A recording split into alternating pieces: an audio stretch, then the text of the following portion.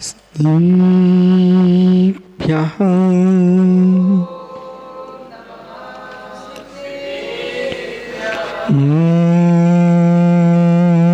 नमः सिद्धिभ्यः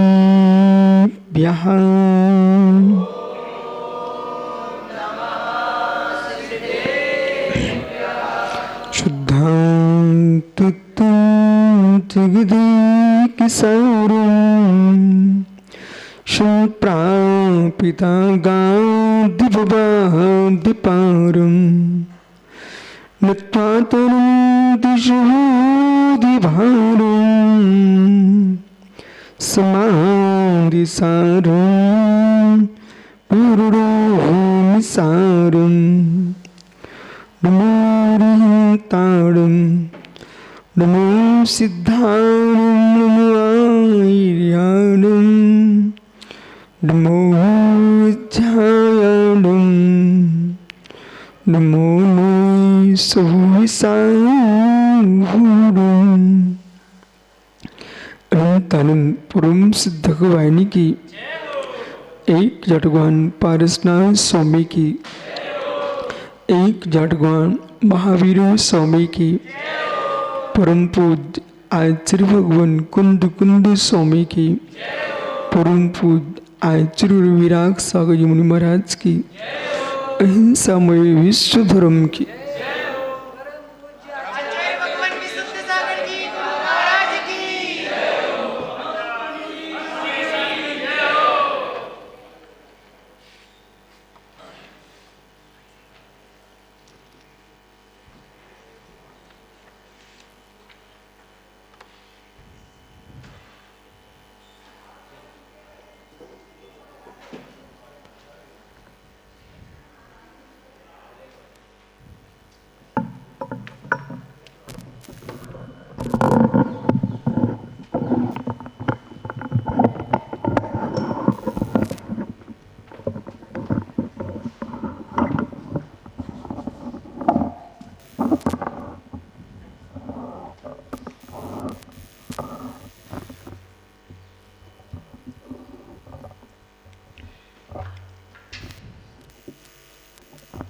भावबंधु अंतिम तीर्थ वर्धमान स्वामी के शासन में हम सभी विराजते हैं। तीर्थंकर धीरेन्द्र की पीयूष देशना जिनेन्द्रवाड़ी मनीषी जगत कल्याणी हैं। ये सर्वज्ञ शासन नमोस्तु शासन जयवंतु वितराग श्रवण संस्कृति भगवत अरहत परमेश्वर तीर्थंकर दिनेश्वर देव ने विश्व वसुंधरा को वस्तु के वस्तु का सत्याद्भुत प्रदान किया है। प्रत्येक जीव परमान शक्ति संपन्न है, भव्य है, वह परमान शक्ति संपन्न है, अभव्य है, वह भी परमान शक्ति संपन्न है।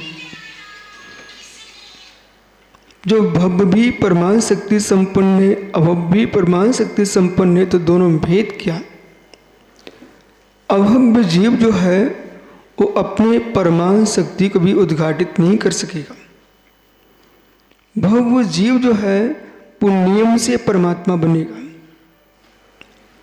अब खोज ये करना चाहिए भव्य की भवितव्यता का बोध सम्यक दर्शन से है। जिसके पास सम्यक्त है, देवसा गुरु पर दृढ़ श्रद्धा आस्था विश्वास है, व्यवहार सम्यक्त है, तो हम निश्चय सम्यक्त के पास नहीं पहुंच पा रहे हैं।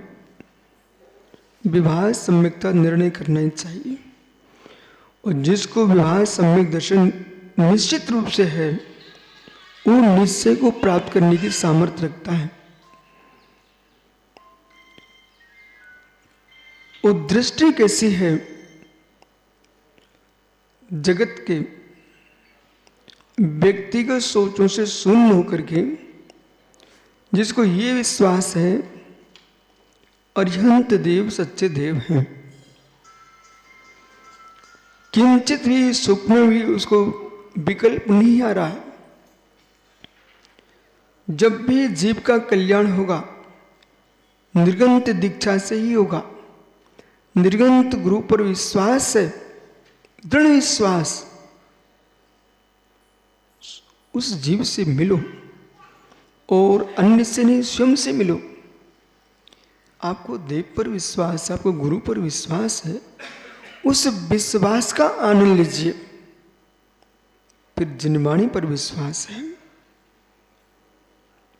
कि वस्तु के वस्तुत्व का सत्यार्थ इसी में है। जगत के लोगों ने अध्यात्म की व्याख्या की, बड़ी ऊंची ऊंची व्याख्या की है, लेकिन अंत में व्याख्या करने के उपरांत वे किसी कर्ता के पास चले जाते हैं। प्रत्येक द्रव्य स्वतंत्र है, स्वाधीन है, ऐसा समझने के बाद भी धीरे से परमात्मा के पास पहुंचते हैं और उनकी दृष्टि में परमात्मा आ जाता है और उनका सोच बदल जाता है कि वकील साहब, सबसे गहन जो अंदर का हेतु है वो ये है, इस सोच को कैसे आप बदल पाएंगे कि सब कुछ भगवान की कृपा से हो रहा है। मतलब सब कुछ भगवान की कृपा से हो रहा है। ये जो सोच है ये तुमको भगवान बनने से रोक रही है। समझना मैं क्या बोल रहा हूं? सब कुछ भगवान की कृपा से हो रहा है, ये जो सोच है ना ये भगवान बनने से रोक रहा है। तुम कुदेव को छोड़ सकते हो, कुगुरु को छोड़ सकते हो, कुशास्त्रों को छोड़ सकते हो, ये भिन्न दिख रहे हैं। इस सोच को छोड़िए ना, सब कुछ भगवान की कृपा से हो रहा है। आपने क्या किया? अपने आप को स्वच्छंद कर लिया, स्वतंत्र नहीं कर लिया, स्वच्छंद कर लिया। ऐसा मत सोचना कि आप क्या परमात्मा से अनास्था खड़ी करा रहे हो। मैं परमात्मा से अनास्था खड़ी नहीं करा रहा हूं, आपको आपके परमात्मा के प्रति सच्ची आस्था स्थापित करा रहा हूं। थोड़ी देर रुकना, ये सोच बदलो कि सब कुछ भगवान की कृपा से हो रहा है। जब सब कुछ भगवान की कृपा से होगा तुम पापों से नहीं बच पाओगे। सब कुछ भगवान की कृपा से होगा, तुम पापों से नहीं बचोगे। बोले क्यों? सब कुछ भगवान की कृपा से हो रहा है, तो जो तुम पाप कर रहे हैं ना वो भी भगवान की कृपा से हो रहे हैं। हिंसा, झूठ, चोरी, कुशील, परिग्रह, जो भी अनर्थ कर रहे हो ये सब भगवान की कृपा से हो रहा है। स्वतंत्र नहीं, स्वच्छंद हो गए कि भाई मैं तो कुछ कर नहीं रहा हूं, भगवान की कृपा से हो रहा है। कितनी अच्छे से अच्छे काम तुम्हारा बन जाए, इसे भगवान की कृपा से दूर कीजिए। आप कितनी श्रेष्ठ काम बन रहा हो, भगवान की कृपा से दूर कीजिए। जैन दर्शन में अन्य दर्शनों में यही अंतर है, ये भगवान की कृपा को नहीं मानते हैं, वस्तु स्वतंत्रता को मानते हैं। समझ रहा भाई? भगवान की कृपा आते ही हमारा पुरुषार्थ व्यर्थ हो जाता है। पुरुषार्थ हम कर रहे हैं, कृपा किसी की बरसती है। ये भगवान की कृपा नहीं है, हमारा पुरुषार्थ है। और बिना पुरुषार्थ के कृपा किस पर बरसती? आपको भोजन मिला भैया, अच्छा सुंदर भोजन मिला, और आप कह रहे भगवान की कृपा बरस रही हमारे ऊपर। मित्र, भोजन का ग्रास कौन उठा के रखेगा मुख में? भगवान रखने आएंगे? फिर तुम कभी साधु भी नहीं बन पाओगे, क्योंकि कृपा भगवान की ऐसी बरस रही ना कि आपकी शादी हो गई है, भगवान की यही कृपा बरस रही है आपके ऊपर। तुम कभी सोचोगे ही नहीं कि मुझे साधु बनना चाहिए। बोले क्यों? भगवान की कृपा से मैं सुख भोग रहा हूं।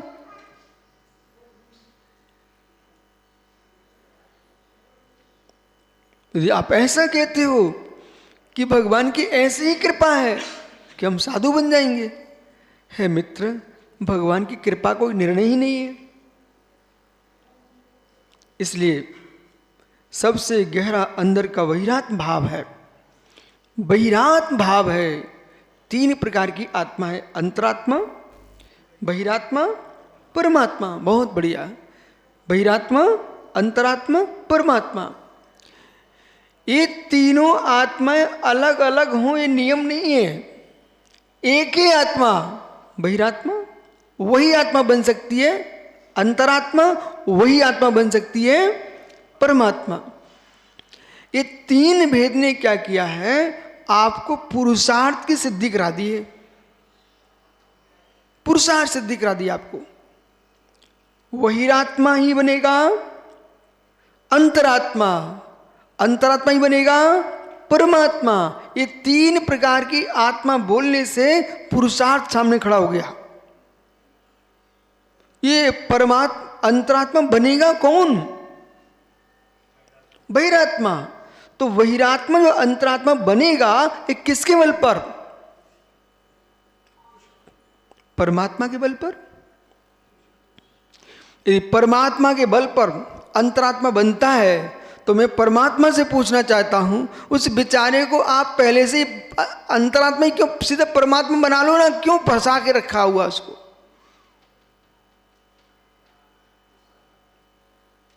और इतने जीव नरक में क्यों? इतने जीव पशु क्यों? इतने जीव वनस्पति क्यों? उसी को बोया जाता है, उसी को निकाल दिया जाता है। कितना कष्ट दिया जीव को दिया जा रहा है। तो परमात्मा ये सब कुछ करा रहा ना, तो परमात्मा के अंदर तो करुणा भी नहीं दिखती मुझे। इतनी बकरियां भेड़ें उत्पन्न हो रही हैं, जितने मुर्गे मुर्गियां उत्पन्न हो रहे हैं, जितने मछलियां जल के जीव उत्पन्न हो रहे हैं, कितने केकड़े उत्पन्न हो रहे हैं, ये परमात्मा की कृपा सब हो रहा है। तो सारे परमात्मा उत्पन्न कर देता है और परमात्मा ही परमात्मा को खिला देता है। जो मांस खा रहे हैं वो भी परमात्मा की कृपा है ना, क्योंकि सब कुछ परमात्मा की कृपा से होता है। और फिर भैया किसी का पुत्र अवक से भोजन कर रहा था, आपने कहा बेटा ये सब क्या करने लग गए आप? बोले क्या आपको मालूम नहीं पिताजी, अपने गुरु ने समझाया था ना, सब परमात्मा की कृपा से होता है। तो मैं क्या कर रहा हूं? परमात्मा की कृपा मेरे ऊपर ऐसी चल रही है कि मांस खाना मुझे। कोई शराब पीने लग गया तो उससे पूछा बेटा क्या कर रहे हो? बोले मैं कुछ नहीं कर रहा हूं, परमात्मा की कृपा यही बरस रही है। फिर घर में लड़ाई प्रारंभ हो गई। बोले ये क्या हो रहा है? बोले परमात्मा की कृपा बरस रही है। पहले पुरुष पकड़ के ले गई, जेल में डाल दिया। अब क्या हो रहा है? बोले परमात्मा की कृपा ही बरस रही है।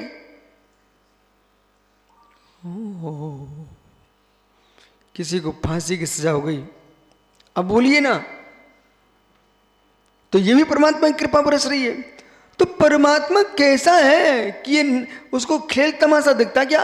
मनोरंजन कर रहा है क्या? इस प्रकार से जीवों को अवच खिलाना, अनाचार करवाना, फिर फांसी लगवा देना कि परमात्मा इतने फुर्सत में बैठे हुए कि यही काम करते रहना। पुरुषार्थ। मित्र, जगत का कोई भिन्न परमात्मा नहीं है जो तुमको फांसी दिला रहा हो। तुम्हारा कर्म ही परमात्मा है। विधि, ब्रंच, ब्रह्मा, ईश्वर, परमात्मा, जगदीश्वर, भाग्य, ये सब कर्म के पर्यायवाची नाम है। हे बहिरात्मा, हे बहिरात्मा, बहिरात्मा से एव सात। बहिरात्मा वह है, 159वां श्लोक यहां बोल रहा है। बहिरात्मा है कौन? बहिरात्मा वह है, बहिरात्मा स एव स्यात् बहिर्विषय सन्मुखा। अब निहारिए मित्र, बहिर्विषय सन्मुखा, बहिर्विषय सन्मुखा, याद कर लीजिए, बहिर्विषय सन्मुखा, जो बहिर्विषय के सन्मुख है वो बहिरात्मा है, बहिर्विषय के सन्मुख है। शरीर को यदि आत्मभूत मानता है बहिरात्मा, संपत्ति को आत्मभूत मानता है बहिरात्मा, संतान को आत्मभूत मानता है बहिरात्मा, कुटुंब को आत्मभूत मानता है बहिरात्मा, धन धरती भूमि खेत आदि द्रव्यों को आत्मभूत मानता है बहिरात्मा, देह जीव को एक गिने बहिरात्म तत्वमुदा है।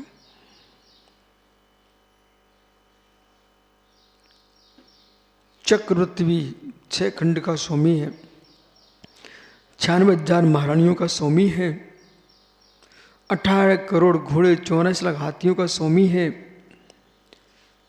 फिर भी छाया क्षम्य दृष्टि भरतेश चक्रवर्ती भरत, जिनके नाम पर देश का नाम भारत है,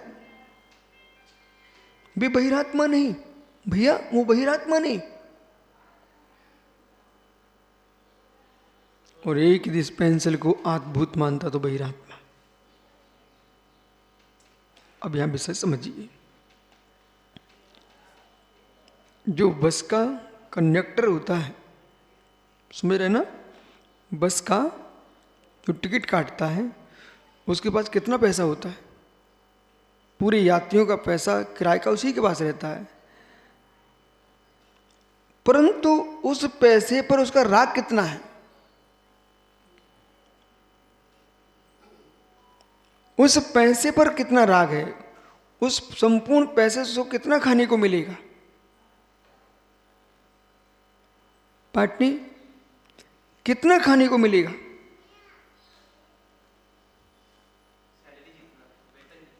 वेतन जितना, बाकी पोटली मालिक को जाएगा। ठीक है, जैसे बस का कंडक्टर टिकट काट रहा है, पैसे रख रहा है, लेकिन उसे मालूम है हमारा मासिक वेतन जितना होगा मुझे तो उतना ही मिलने वाला है, ये सब मैं दूसरे का काम कर रहा हूं। कितनी 1000 नोट आ जाए लेकिन उसकी दृष्टि मेरा द्रव्य नहीं है। ऐसे ही सम्यक दृष्टि जीव ये चिंतन करता है जो कुछ मिल रहा है ये पुण्य का विपाक है, ये शुभ कर्म का विपाक है, ये शुभ कर्म का विपाक है, कर्म का फल है, उससे मिल रहा है, पर मेरा आत्मभूत नहीं है। जिस शरीर के माध्यम से हम पुण्य भोग रहे हैं वो शरीर मेरा नहीं है, जो पुण्य जो द्रव्य है वो पुण्य में नहीं हूं, आत्मा भिन्न है, कर्म प्रकृति भिन्न है। जगत में जीते हुए देह में रहते हुए देह से भिन्न बीतता है। भैया भोपाल समझ, जगत के मध्य में रहते हुए प्रतीक भाई ये प्रतीति होना चाहिए, ये प्रतीति होना चाहिए हम तनाव में हैं कि हम बेहोश हैं कि हम होश में हैं, तनाव में हैं, बेहोश हैं, हम होश में हैं। सम्यक निर्णय व्यक्ति का होश में होता है, बेहोश में कभी नहीं होता। भूख लगी हो, प्यास लगी हो, वासनाएं सता रही हो, इच्छाएं प्रचंड हो, कोई अन्य विकल्प मस्तिष्क में चल रहे हो, वकील साहब जीवन का गहरा निर्णय नहीं करना। कोई गंभीर निर्णय करना हो, अच्छा मीठा खा करके पेट भर करके मस्तिष्क ठंडा हो फिर निर्णय करना। अंतरात्मा परमात्मा का ध्यान भी वही कर पाता है जो स्वस्थ है। तो सबसे पहले जीवन में ये माथा गर्म होता ना, मौसम से गर्म है, तो मौसम के अनुकूल आप अपने आप को बनाइए। कोई अन्य हेतुओं से गर्म है, उनको हटाइए।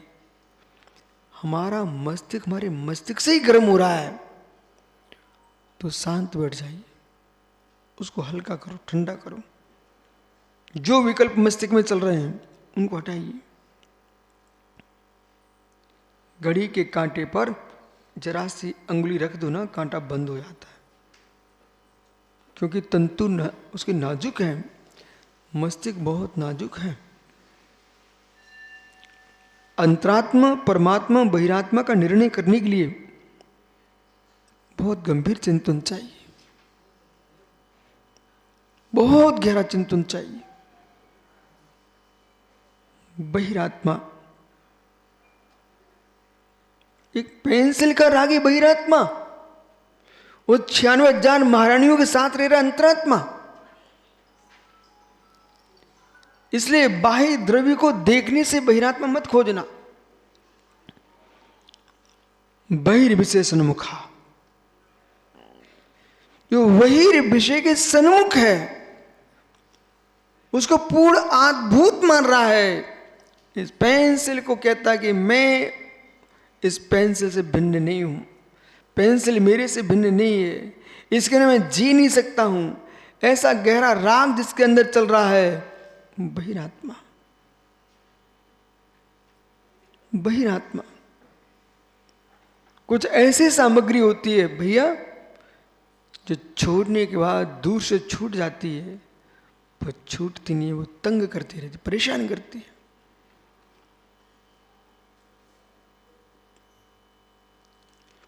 क्या बात है वकील साहब, कार्य आपको करना है, पिताजी से क्यों पूछते हो?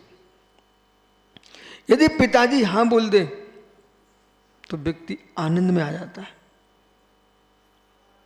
पिताजी ने ना बोला तब भी करोगे, तुम करके आ सकते हो, हुनर है, लेकिन शांति नहीं पाओगे।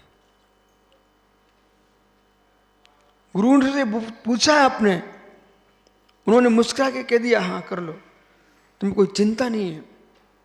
और यदि आपने गुरु की आज्ञा के बिना कुछ कर लिया है, आप करके आ सकते हो। बाहर के लोग ताली बजा देंगे, पर भीतर स्वयं से पूछना, शांति नहीं है, क्योंकि हमने अपने गुरु की आज्ञा को भंग कर दिया है। सच्ची पत्नी होगी, अपने पति से आज्ञा मांगती कोई काम के लिए, कदाचित वो बिगड़ चुकी हो और पति के प्रतिकूल चलने लगी, तब भी विश्वास मानना, उसको आत्म शांति नहीं है, आत्म शांति नहीं है, बिल्कुल भी आत्म शांति नहीं है। देश में नहीं, विश्व में सर्वाधिक लोग वे बीमार हैं जो ज्येष्ठों का अपमान करते हैं। विश्व में सर्वाधिक वकील साहब वे लोग बीमार हैं जो ज्येष्ठों का अपमान करते हैं, गुरुजनों के सम्मान नहीं कर पा रहे हैं और उनकी बात के प्रतिकूल चलते हैं, वे सर्वाधिक बीमार लोग हैं। सारी बीमारियां प्रारंभ होती पेट से, और पेट की बीमारी होती है मस्तिष्क से। पेट की बीमारी होती है मस्तिष्क से। जैसी विचारधारा बनेगी तो पेट विकृत होगा, और पेट विकृत होगा, गैस बनेगी, गैस बनेगी, सारी बीमारी खड़ी हो जाएगी।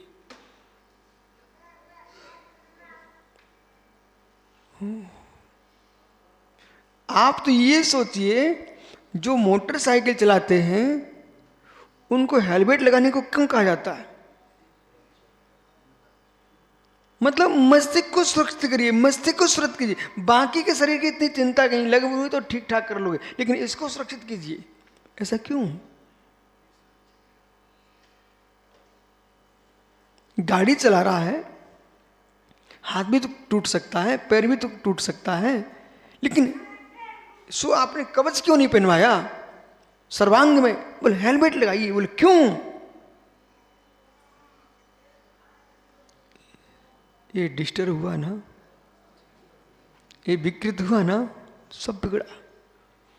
हे मित्र, हे मित्र, घर चलाने के लिए, गृहस्थी चलाने के लिए, कुटुंब चलाने के लिए, हेलमेट लगा के तुम वाहन चलाते हो, हे मित्र विश्वास रखिए, विश्वास रखिए, अपने दिमाग चलाने के लिए भी आपको समता का हेलमेट लगाना चाहिए, विवेक का हेलमेट लगाना चाहिए।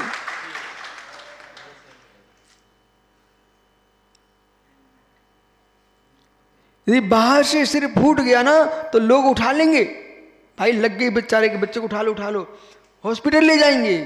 लेकिन अंदर से कोई गड़बड़ हो गया तो बाहर से कोई उठाने वाला भी नहीं है,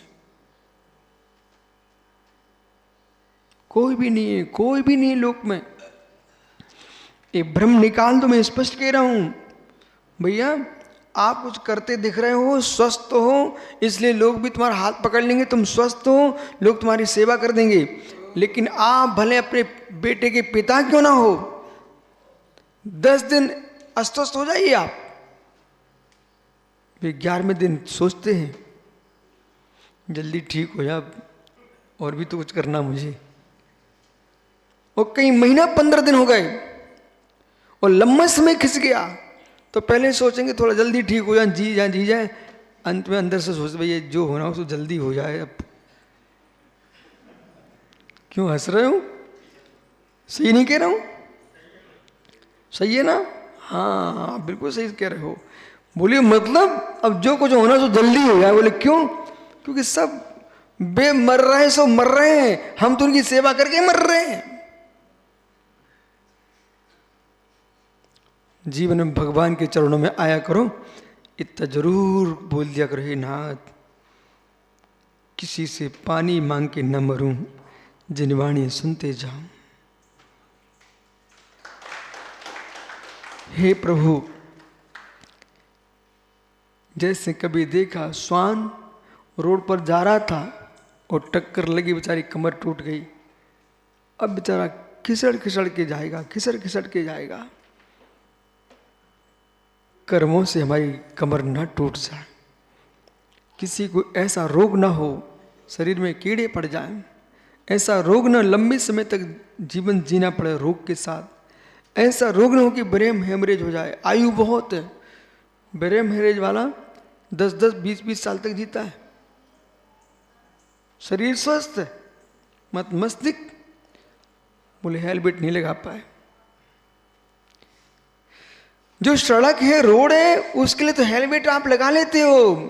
जो अंदर चिंतन की जो मार्ग चल रहा, रोड चल रही है, उस पर हेलमेट लगाने की जरूरत है बोले तुमको?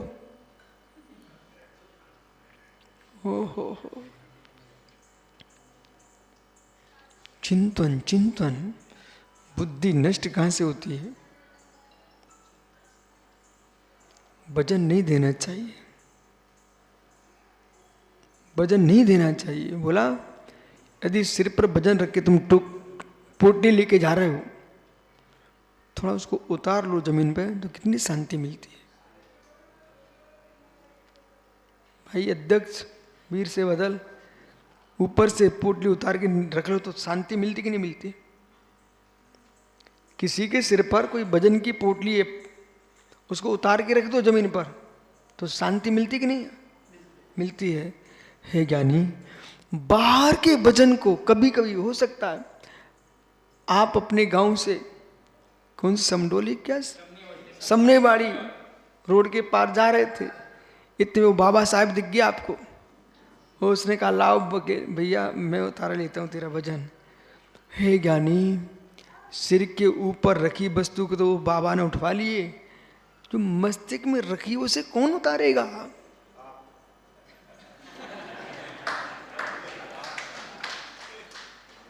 तुम्हारा मित्र सिर की वस्तु उतार सकता है, लेकिन अंदर जो रखी वस्तु है, हे मित्र गुरु भवन्ति शरणम, उसके लिए गुरु ही शरण है। उनके तत्व उपदेश को सुन करके अपने मस्तिष्क को ठंडा कर लो, बैठो, वजन हटाइए, वो वजन हटाइए, सहज हो जाओ, आंख बंद करो, ठंडे हो जाओ। ये सीखो भाई थोड़ा सा। कोई भी पागल नहीं होगा, आपकी भाषा में कोई डिप्रेशन में नहीं जाएगा। थोड़ा हल्के हो, मत उतारो, एक निर्णय करो, पिछले वर्ष बारिश हुई थी, पिछले वर्ष बारिश हुई थी, तब नदी नाले खंतियाँ सब भर गई थी, तालाब। तब लगता था अब कहाँ से निकलूं, क्या करूं। पर गर्मी आते आते सब सूख गए, मैदान हो गए। तालाब में क्रिकेट खेल रहे थे बच्चे, क्यों, सूख चुका था। जो बारिश के मौसम लबालब भरा हुआ था माताओं, वो मैदान भी खाली होता कि नहीं होता। उन्हीं तालाबों में बच्चों को हमने खेलते देखा है। गिल्ली डंडा खेल रहे थे, क्रिकेट खेल रहे थे, वॉलीबॉल खेल रहे थे। कहाँ, तालाब के मैदान में।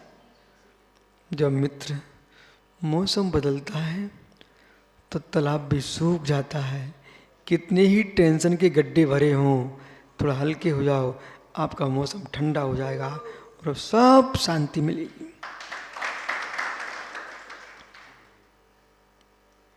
कितने ही सूखा हो, आज से 10 दिन पूर्व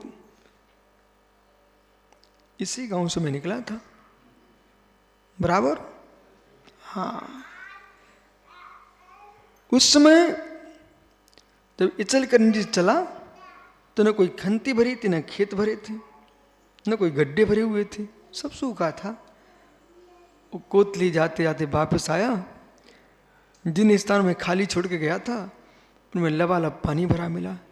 सबके दिन एक से नहीं होते और सब दिन एक से नहीं होते। खाली गड्ढे भर जाते हैं और भरे गड्ढे खाली हो जाते हैं।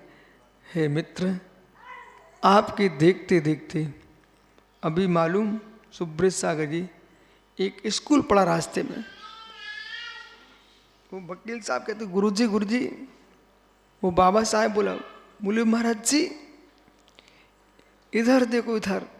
नहीं, क्या है? ये स्कूल है, इसमें आचार्य विद्यासागर महाराज जी पढ़ने आते, 10वीं क्लास यहाँ पढ़े हुए। मित्र, भवन वही है। एक दादा और इसी गांव के थे, बोले महाराज जी हम 2 क्लास आगे थे, विद्याधर 2 क्लास पीछे था। वो ये भवन में पढ़ते थे, वो कमरे आज गिरा दिए। बिल्डिंग खड़ी है, कमरे वो गिरा दिए हैं। मित्र, भूमि वही है, भवन वही है, पढ़ने वाला चला गया, पढ़ाने वाले चले गए, परंतु इतिहास बना रहता है कि हम यहाँ पढ़ते थे, यहाँ अमुक पढ़ते थे। ऐसे वकील साहब, पता नहीं इस आत्मा ने कितने विद्यालय छोड़े हैं और कितने विद्यालय में पढ़ा है, परंतु हंस आत्मा भूल गया तुरंत। नहीं तो जितने लोग इस नगर में हैं और जहाँ जहाँ आप घूम रहे हो, सर्वत्र आपके संबंधी हैं, सर्वत्र आपके संबंधी हैं। इतने भव धारण कर चुके हो, इतने भव धारण कर चुके हो, उन भवों के सारे संबंधियों को इकट्ठा किया जाए तो मित्र, इस पृथ्वी पर आपके रिश्तेदारों को रुकने को स्थान नहीं। इतने संबंधी बन चुके हैं। भवन खड़ा है, स्कूल की बिल्डिंग खड़ी है, उसके थोड़ी दूर पहले चले एक भवन और मिला था हमको, उस पर लिखा था धबला। सुनो वकील साहब, एक भवन और मिला था, उस पर लिखा था धबला। उस भवन के नीचे कुछ श्रावक शराब का आए, वो पाद प्रक्षालन कर रहे थे। मित्र, मालूम कौन थे वो आचार्य विद्यासागर हमारे भतीजे थे, उनके भतीजे थे, भतीजे। फोटो लगा था महाराज का सामने। मित्र, कब फोटो लग जाए, कब फूल माला पड़ जाए, भरोसा नहीं है। तस्वीर पर फूल पड़े इसके पहले मित्र, तस्वीर पर माला पड़े इसके पहले हाथ में माला ले लो।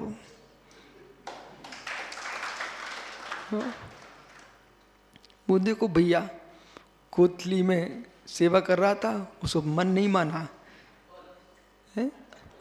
अक्कोल वाला भव्य जीव है, शांति से खड़े रहते हो, स्वामी नमोस्तु नमोस्तु। भैया ऐसे ही लगे रहना। अपनी पर्याय इसलिए मिली है, गुरु की भक्ति करो, प्रभु की भक्ति करो, जिनवाणी का श्रवण करो।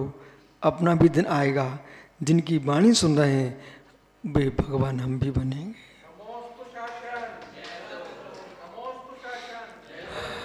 बैठो भैया। बहिरात्मा, बहिरात्मा अपने आप को नहीं संभाल पाता है, इसलिए बहिरात्मा हो जाता है। मित्र समझ रहा है ना?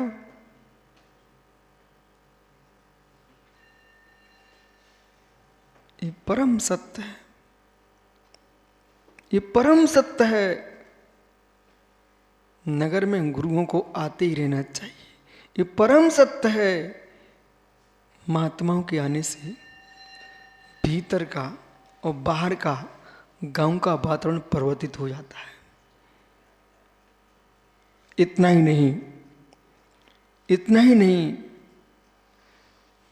समाज की विभूति बढ़ती है, नगर का वैभव बढ़ता है, नगर प्रशंसनीय हो जाता है।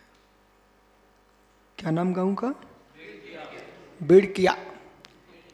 आज मालूम, सुबह बाद में हुआ है, पूरे देश में शाम को ही पता चल गया है कि आज सुबह संघ बेड़किया में होगा।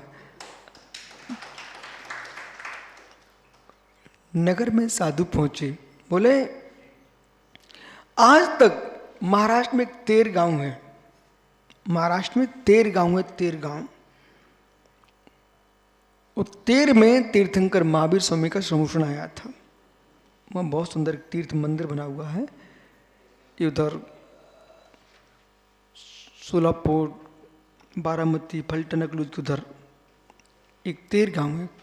कुंतलगिरी, तो कुंतलगिरी में किसको मालूम नहीं है कि भगवान देशभूषण कुलभूषण भगवान का यहाँ पर निर्वाण हुआ था, केवल ज्ञान प्राप्त किया था। वहाँ पर श्री राम आए हुए थे, राम रुक गए, कोई देशभूषण कुलभूषण महाराज भगवान रुक गए। नैनागिरी में भगवान पारसनाथ स्वामी आए। मित्र,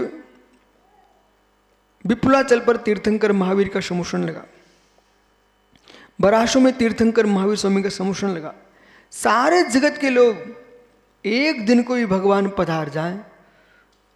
आपको याद है सुप्रसाद जी, कर्नाटक के एक पर्वत के ऊपर आप गए थे, कुंदाद्री। कर्नाटक में पर्वत का नाम है कुंदाद्री।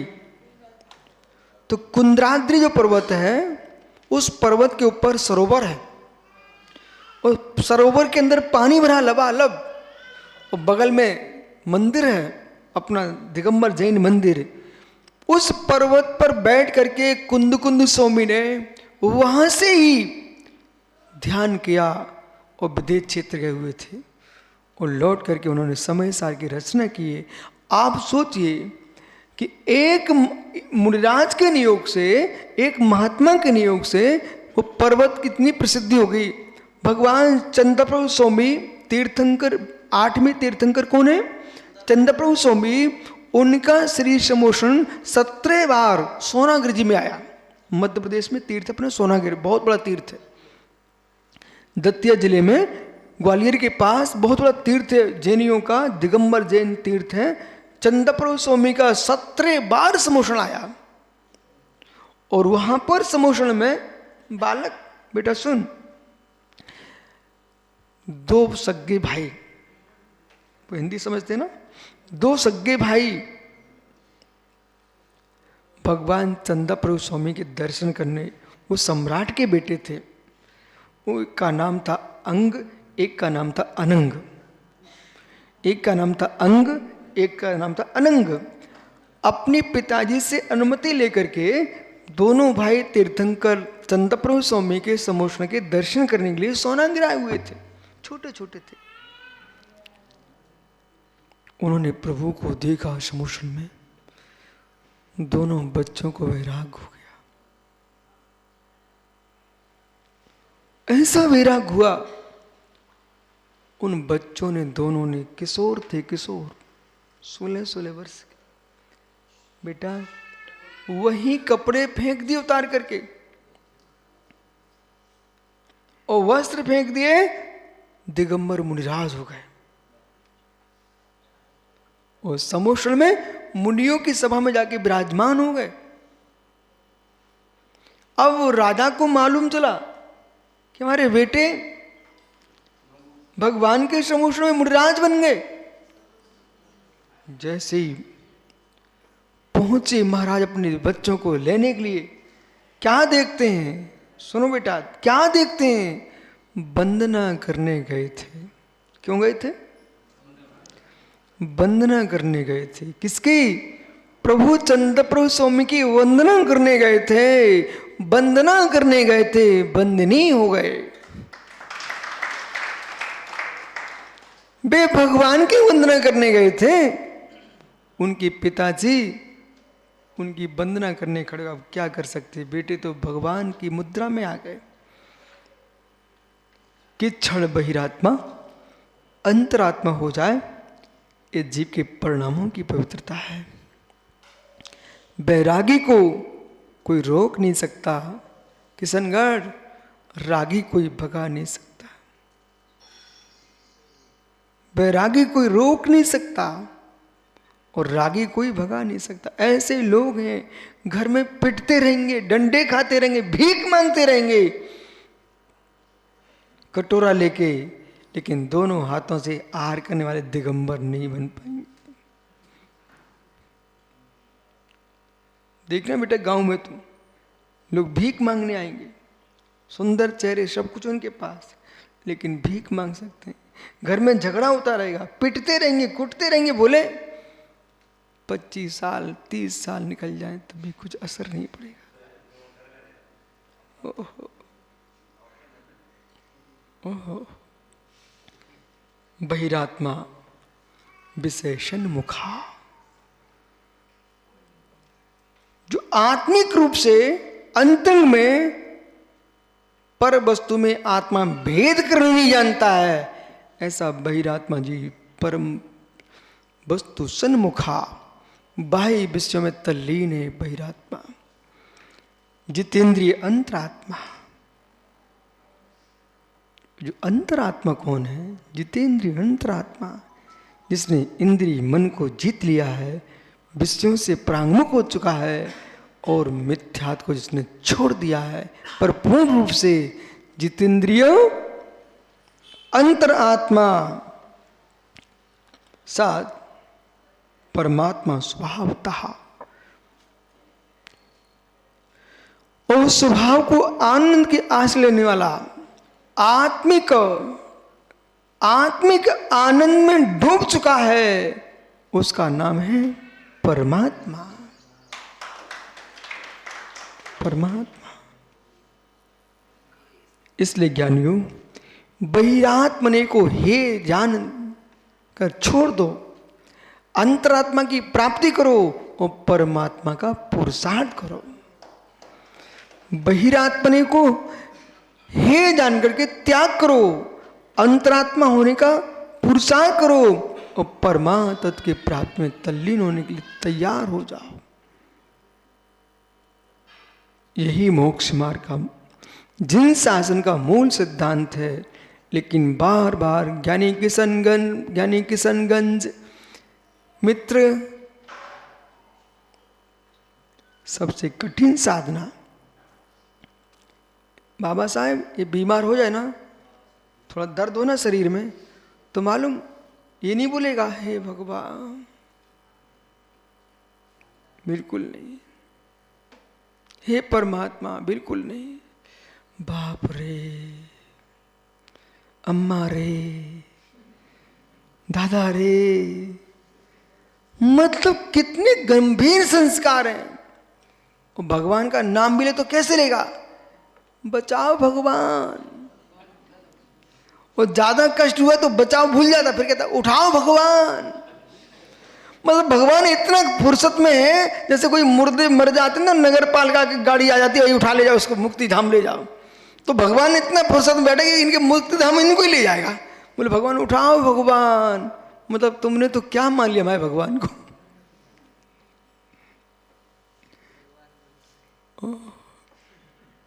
उठाओ भगवान, ऐसी न कहियो उठाओ भगवान, नहीं।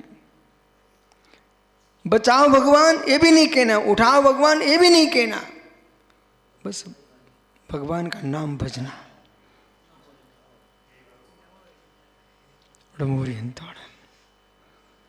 डमोरियंताड़म पर देखा से कि डमोरियंताड़ मत पढ़ना, नहीं तो काम बिगड़ जाएगा सब।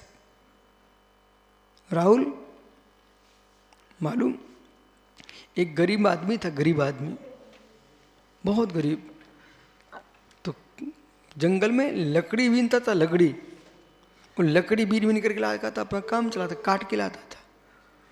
एक मुर्राज जंगल में दिख गया उसको, उसने प्रणाम किया, उसका मन लग गया, बैठ गया। जैसे देख रहे ना आप, ये बाबा साहब जब से अपने इधर आए ना, तुम्हें हर गांव में मिले कि नहीं मिले, उनका मन लग गया। वो बालक शाम को मिला था आपको,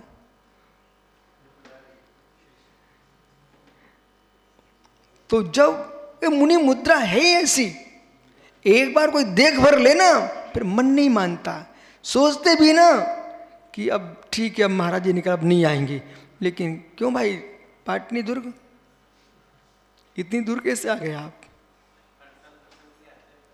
देखा, बोले मन नहीं मानता। जैसे दिन बीत जाते ना तो आदमी को लगने लग, चलो चलो चलो, वो मूछे वाले पाटनी से मिलो ना आप।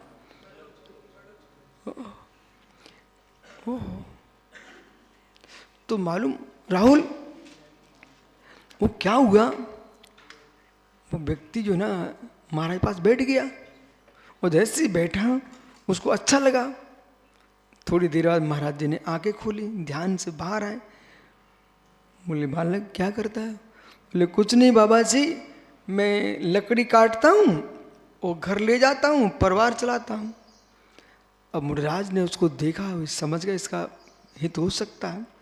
बोले बालक मेरी बात मानेगा क्या? बोले हाँ गुरुजी। तू लकड़ी काटना बंद कर दे। वो कहता लकड़ी काटना बंद कर दूंगा तो घर को ऐसे चलेगा, मेरे से कुछ काम ही नहीं होता। अच्छा ऐसा कर, जो सूखी लकड़ी पड़ी रहती ना उसको बीन के ले जाना, उससे घर चलाना। बोली कब तक मिलेगी? बोले तुम ऐसा करो, आज तुम लकड़ी नहीं काटना, हरी लकड़ी में काटने में हिंसा होती है, कितनी वनस्पति नष्ट कर रहे हैं आप। सच्चा शिष्य था, उसने कहा ठीक गुरुजी, मैं लकड़ी नहीं काटूंगा, सूखी बीन के ले जाऊंगा। और बोले और एक काम करना, रमोरियंताड़, ये मंत्र पढ़ते रहना, अपनी लकड़ी बीन ले जाना। रमोरियंताड़, उसने जब पढ़ा रमोरियंताड़, उसको शांति मिली। बोले ठीक। अब वो गया लकड़ी बीन करके, और आपने देखा नगर में विशिष्ट चौराहे रहते हैं, सब लकड़ी वाले वहीं रख लेते हैं, तो वहाँ से लोग खरीद ले जाते हैं। जब वो गया लकड़ी का गट्ठा, तो लोगों ने देखा तो सूखी लकड़ी है, बड़ी उपयोगी है ईंधन के लिए। बोले भाई लकड़ी बेचेगा क्या? वो कहता है डमोरियंताड़। तो मालूम ये भाई किशनगंज इचलकरंजी का सेठ पहुंच गया। बोलिए तो ये रमोरियंताड़ बोल रहा है, कोई धर्मात्मा जीव होना चाहिए। तो प्रतिदिन उसकी लकड़ी बेचती थी 25 रुपए की। इन्होंने सीधे उसको 500 रुपये का नोट पकड़ा दिया। अब गरीब आदमी को 500 का नोट मिल गया, नमोरियंताड़म, आनंद आ गया उसको। तो अब रमोरियंताड़म कर, अब घर पहुंचा। बोले गुरुजी ने कहा था कोई कुछ पूछे ना, रमोरियंताड़म। उसी पत्नी ने मुस्कुरा कर इकट्ठा होता मतलब पूछा क्या लाए हो? बोले रमोरियंताड़म। क्या? परंतु उसने 500 का नोट पकड़ा दिया उसके हाथ में। इतनी खुश हुई, बोले कहाँ 25 रुपए लेके आते थे, 500 का नोट लेके आए हैं। देखो गरीबों के यहाँ कब त्योहार आता है? जब पैसा आ जाए। उसने बढ़िया खीर पूरी बढ़िया सुंदर पकवान बनाए और रख लिए। पतिदेव से कहती है चलो भोजन कर लो। रमोरियंताड़म, चलो कोई बात नहीं है। उसने भोजन के अंदर रसोई घर में ले गई, परोस दिया, पर चूल्हा तो जल ही रहा था। माता चूल्हा जले कोई टेंशन नहीं, पर तुम्हारे भीतर चूल्हा ना जल जाए।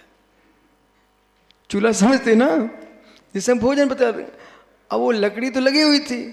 अब उसने भोजन परोस दिया। माताओं की आदत होती है जब भोजन करने बैठ तो हर व्यक्ति की आदत है, कोई अपना अच्छा काम करे तो प्रशंसा सुनना ही चाहता ना आदमी।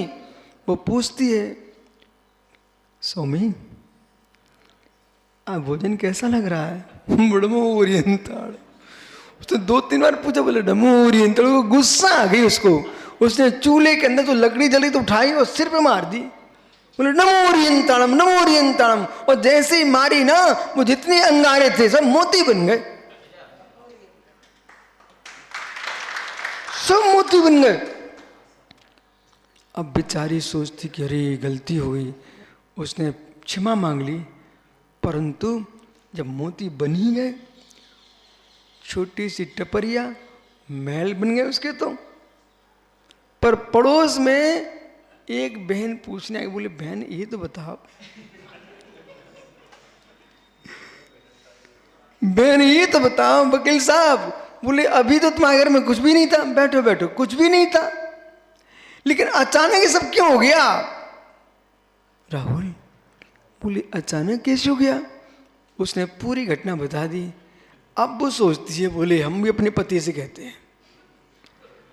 अब वो सेठ की पत्नी थी, परंतु लोभ इतना तगड़ा था, कहती सुनो देखो सामने कुछ भी नहीं था, उसके महल बन गए। बोले क्या किया? बोले मैं विधि बताती हूँ, तुम जाओ, मैंने पूछ लिया सब, जंगल में जाओ लकड़ी बीन के लाओ। वो सेठ का भी लकड़ी बीनता, बेचारा गया, उसके हाथ दर्द कर रहे हैं, बीन बांध के इकट्ठा किया, वो आके वहीं बैठ गया जहाँ लकड़ी बिछती थी। तो लोगों ने सोचा ये तो सेठ जी खरीदी होगी, इनसे कौन खरीदे? सुबह से शाम हो गया, कोई ने पूछे नहीं कि लकड़ी बेचोगी नहीं। अब बेचारा भीट अंदर चूहे लूट रहे हैं, भूख लग रही है उसको। और जैसे तो एक सज्जन आए, बोले सेठ जी यहाँ बैठे हो क्या, लकड़ी बेच रहे हो क्या? बोले भैया ले जाओ। फिर याद आई, अरे कहना नमो ओरिएंटलम। ठीक है, सेठ जी ने बेच दी लकड़ी 25 रुपए की। घर पहुंचे, वो तो उसके तो चूल्हे में लकड़ी पतली थी ना, ये तो तैयारी करके बैठी थी सेठानी। उसने इतनी मोटी लकड़ी रखी थी अंदर, क्योंकि सभी को मोती बनाना था उसको। तो बोले क्यों सेठ जी, स्वामी लकड़ी बिछ गई। बोले क्या बिछ गई? अरे नहीं ऐसा नहीं बोलो, नमो ओरिएंटलम। बोलो नमो ओरिएंटलम। बोले ठीक है, जबरदस्ती बुलवा रही, नमो ओरिएंटलम। उसने भोजन की थाली लगा दिए, उसकी तो इंतजार ही थी, तुम जल्दी शुरू करो, मैं पूछूं, मोती बनाओ। ओह, पूछा स्वामी कैसा लग रहा है? बोले नमक तो ही नहीं है। अरे ऐसा मत बोलो, बोलो नमो ओरिएंटलम। और जैसे सेठ जी ने बोला नमो ओरिएंटलम, उसने उठाई लकड़ी इतनी मोटी जलती और मारी सेठ जी के, हो गया नमो ओरिएंटलम।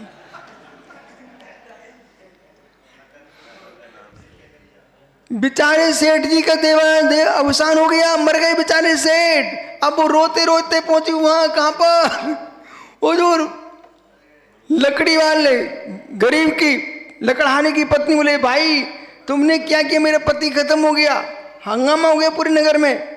बोले बहन हमने ऐसा नहीं किया था, हमारा सहज हुआ था, तुम बनावटी कर रहे थे, इनको तुम्हारे सेठ में कौन श्रद्धा थी, इसलिए भाई देखा देखी काम नहीं करना निकेत, नहीं नमो ओरिएंटलम। तो राहुल भोला कह रहा था, बोले नमोकार पढ़ लेंगे। और नमोकार देखा देखे पढ़ने से कुछ नहीं होने वाला है, हृदय से निकलेगा ना तो अंगारे मोती बन जाएंगे। बसा नहीं तो नमो ओरिएंटलम। माताओं सुन लिया ना आप लोगों ने, ऐसा करना मत, ऐसा करना नहीं तो मालूम चला मोटा मोटा लकड़ा रखा आपने, उसने सोचा जितना मोटा रखो उतने ज्यादा मोती बनेंगे, परंतु उल्टा ही हो गया। इसलिए सत्य संपूर्ण कार्य श्रद्धा का है, श्रद्धा से कार्य सिद्धि होती है, अश्रद्धा से कोई कार्य की सिद्धि नहीं होती है। त्रिप्रकार एवं आत्मा विज्ञो ध्यान योग्यता स्वभाव न करोत्यात्मा न बिना भविता गुणम। अगली 160वें श्लोक में यहाँ लिख रहे समाधि सा ग्रंथ में कि त्रिप्रकार स एव आत्मा, जो आत्मा है, बहिरात्मा, अंतरात्मा, परमात्मा, तीन प्रकार जो भेद हैं, ध्यान योगता विज्ञ योग, ध्यान के योग से उन्हें जानना चाहिए। और जान करके स्वभावम न करोति आत्मा, वो आत्मा भविता गुणा, भवित्व गुणा, अंतरात्मा है, बहिरात्मा है, लेकिन परमात्मा बनने के लिए वो अड़मुर इंसान की लकड़ी से काम नहीं चलेगा। और कुछ लोग बोले तुम शुरू मत हो जाना, बोले अब मैं पतला होता हूँ, बहुत मोटे सुन सुन के थक गया हूँ, मैं पतला हूँ, तो उपास करना प्रारंभ कर दिए। अरे भाई तू उपास करके पतला हो भी जाएगा, पर कसाएं पतली नहीं हुई तो उपास का शरीर क्यों पतला कर रहा है?